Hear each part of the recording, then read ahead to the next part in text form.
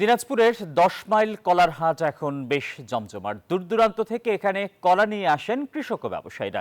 এখানকার কলা ব্যবসায়ীরা কিনে নিয়ে যাচ্ছেন দেশের বিভিন্ন প্রান্তে। কলার হাটের বিস্তারিত জানাচ্ছেন সহকর্মী ফখরুল হাসান পলাশ।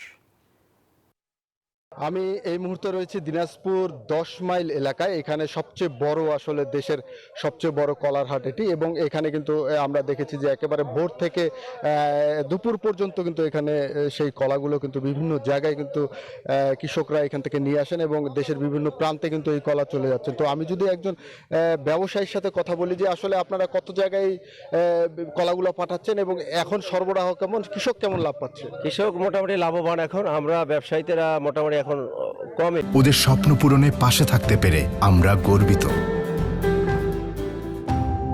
লাভ হয় না বলতে লাভ হয়েছে, এখন একটু কম হয়।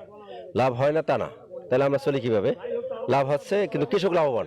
কিরকম দামে কিনতেছেন? উপরে ৫০, ৫৫, ৬৫, নিচে ৩০, মানে ছড়ি এক এক ছড়ি ৩০০ টাকা পিস। আর বাংলাদেশের কত জায়গায় এখান থেকে চলে যাচ্ছে? মানে ৬৪ জেলার মধ্যে ৫০ জেলায় যায়। কৃষকরা কি বলছে, তারা কি আসলে এই দামে কলা দিয়ে লাভবান, কলা দিয়ে লাভবান।